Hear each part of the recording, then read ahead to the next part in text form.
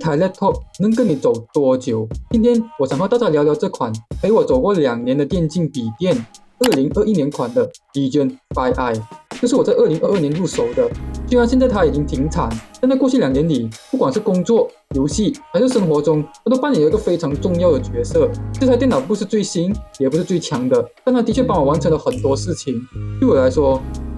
它已经不只是一个工具，更像是陪伴我奋斗的一位伙伴，所以我觉得它值得一期视频来分享我这2年来的真实使用感受。这期内容里，我不会告诉你它值不值得买，毕竟它现在已经买不到了。但我会聊聊它的缺点、优点、使用体验，以及它作为一台电脑的长期投资表现究竟如何，有哪些让我特别满意，又有哪些地方踩过雷。接下来就让我们一起看看吧。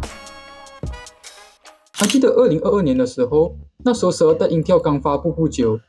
似乎所有的电竞笔电的价格都超出了我的预算。刚好我很急要用电脑，我只能往回看11代，然后找到了我手上这一台的 Legion 5i， 所以我满怀期待的把它买回家，总共是4200块。它刚好满足了我对游戏和工作的所有需求。2年过去，这台电脑已经不再是市面上的新产品，但对我来说，它充满了故事。这台 Legion 5i 搭载着的是第11代 Intel i5， 一个6核12线程的处理器 ，RTX 3060，支持独显直连，8GB DDR4 的内存，还有 Samsung 的512GB PCIe 4.0 SSD。后续我也加入了 8GB 的 RAM 和一个 1TB PCIe 3.0的 Samsung 970 EVO Plus SSD。屏幕方面，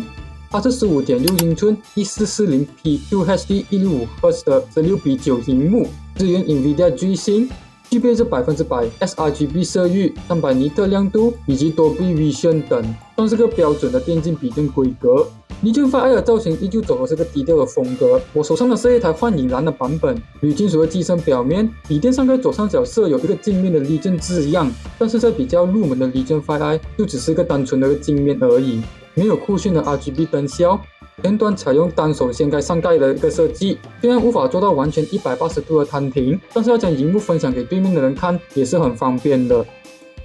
那我为什么不选择 AMD 的版本？ AMD 的 Ryzen 5000系列和 Intel 11代在当时都非常火，那在我的预算里，这个价位的 AMD Legion 5都比不上刚刚提到的配置。AMD 版本在当时我能买到的只有 RTX 3050 4GB VRAM 和1080 Full HD 的屏幕，而 Intel 版本却具备了 RTX 3060和1440p QHD 的屏幕。比起来 ，Intel 是更值得入手。虽然 Ryzen 5000系列多核性能比 Intel 11代强，但是我的使用场景中，游戏和萤幕素质占优先。而这台 Intel 版本的 RTX 3060和 QHD 165Hz 的屏幕刚好满足了我对性能和体验的需求，所以我选择了它。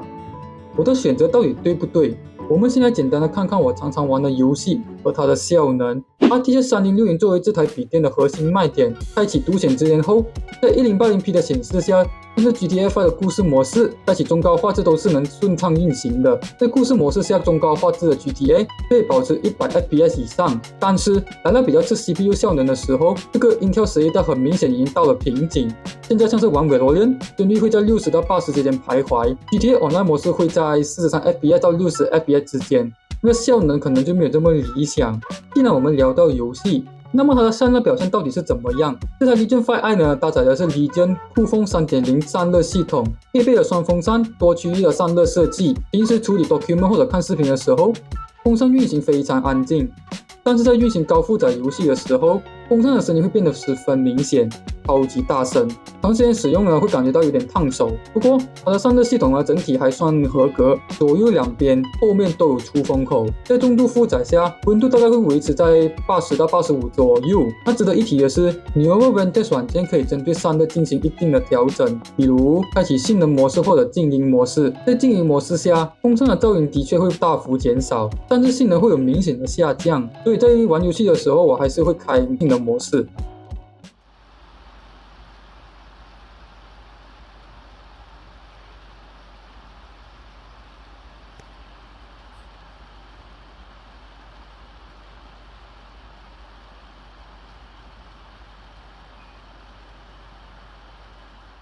它的屏幕是我选择这台电竞笔电的一大原因，它配备了 1440p QHD 分辨率和165Hz 高更新率的 LCD 屏幕，加上支持100% sRGB 色域和 Dolby Vision，玩游戏的时候画面会很顺畅。色彩表现呢，在剪辑视频或者在观看 HDR 内容时还算够用，毕竟它只是个 LCD。要更好的色彩表现呢，OLED 的屏幕会是个不错的选择。不过这个 LCD 的屏幕的亮度只有300尼特，虽然在室内算是够用，但在光线很强的环境下，比如靠窗工作，会显得不够亮，比较难看到东西，这算是个小小的遗憾吧。对于一个电竞笔电来说，键盘的手感是非常重要的。这台 Legion 5i 配备的是个全尺寸键盘，拥有数字键，键程适中，那敲击感呢也非常的扎实。配备了4区域的 RGB 背光，虽然它背光亮度呢不算特别高，比较暗的环境下还是很实用的。不过它的 RGB 效果呢就比较基础，没有太多酷炫的灯效可以选。整个键盘的 RGB 移动轨迹已经 set 好了的，如果你对 RGB 灯效有很高的要求的话，这可能会是一个小缺点。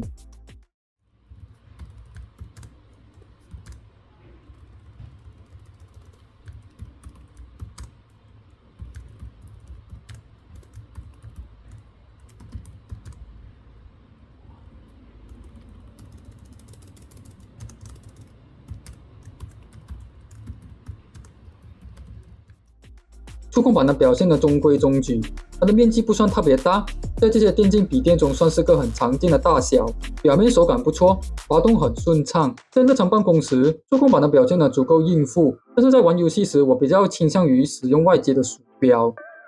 Legion 5i 的接孔主要集中在尾端，从左到右为8J45以太网络插孔 Type-C Thunderbolt 4， 2个 USB-A 3.2 Gen 1 HDMI 2.1， 一个 USB-A 3.2 Gen 1和一个方形的电源接孔。机身左侧设有 USB-C Thunderbolt 4和 3.5mm 的接孔，右侧则设有 USB-A 3.2 Gen 1和开关 Camera 的电子快门，没有 SD card reader， 但是整体上算是给出个很不错的规格。毕竟搭载 AMD 处理器的版本没有 Thunderbolt， 电子续航一直以来都是电竞笔电的一大弱点，更何况我这款 Legion 搭载 Intel 处理器这个吃电大怪物。我这台配备的是80瓦时的电池，可以说是相当大的一个电池了。在日常轻度办公，比如处理 document、浏览网页的时候，最多可以撑3个小时。但一旦进入了游戏模式，电池续航呢基本上会掉到1个小时30分钟以内。所以，如果打算带着它出门，就一定要带插件。但是 Legion 5i 的重量约2.4公斤，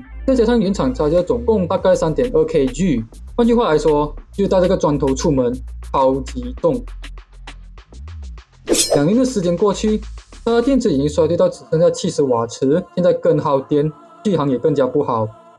对于日常办公，虽然过了2年，这台笔电呢也有很好的表现，日常浏览、剪辑视频、处理文档的时候，还是显得很顺畅。那除了游戏之外，我最常就是用这台电脑剪片，剪辑 1080p 的视频基本上没有压力。但如果剪辑 4K 素材或者多轨道的项目，瓶颈就会显现出来了。特别是在渲染或者 export 的时候，虽然它能够完成任务，但是那个渲染时间呢至少都要1个小时以上。考虑到这款笔电的定位，我觉得在这个价位上，它的表现已经是相当不错。对于大部分的普通用户来说，日常的剪辑或者处理是没有问题的。对于这种频繁处理视频素材来说，它的 SSD 的确发挥了重要的作用，而且Samsung SSD 的读取速度非常快，素材加载的时候似乎没有延迟感，这一点对我来说是非常重要的。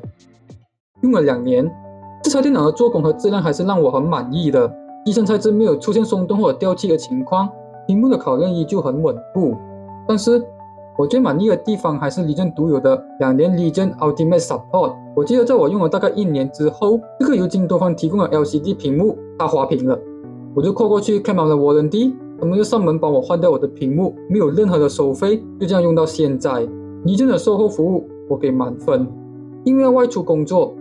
我知道有不少的朋友们呢在选择笔电的时候都会犹豫，是否考虑要不要买一些贵一点的电脑，还是买最便宜的就好了。我建议千万不要买最便宜的笔电，特别是在1500块左右的，除非你没有一直要用到电脑。对于许多人来说，买一台电脑不只是为了满足眼前的需求，更是一种长期的投资。选择一台能够在几年内保持实用和竞争力的设备，可以在未来节省不少的升级和更换的费用。你要看它能不能升级内存、储存空间，它的性能怎么样，重量还有续航表现等，这些都是要看你要一台笔电来做什么。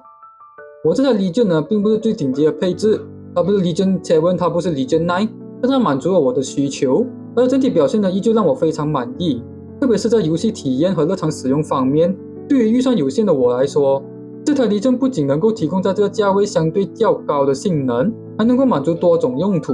包括游戏、办公、创作，性价比是非常高的。总的来说，这台陪伴我2年的 Legion 5i 不仅仅是一台笔电，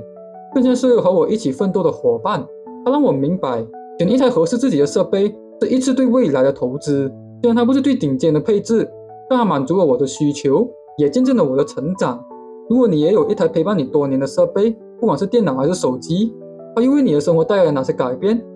欢迎在评论区跟我分享。别忘了点赞、订阅我的频道，支持我继续带来更多科技内容。我们下期再见。